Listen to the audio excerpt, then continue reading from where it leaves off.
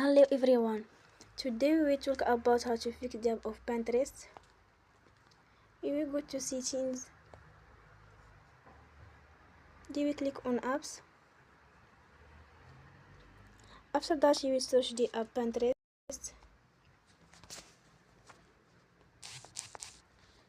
and you will click.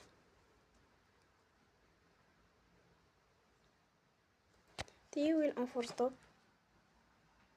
After that you will go to storage. Then we click on clear cache.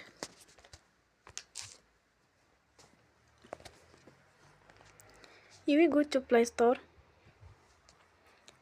and you will update your app.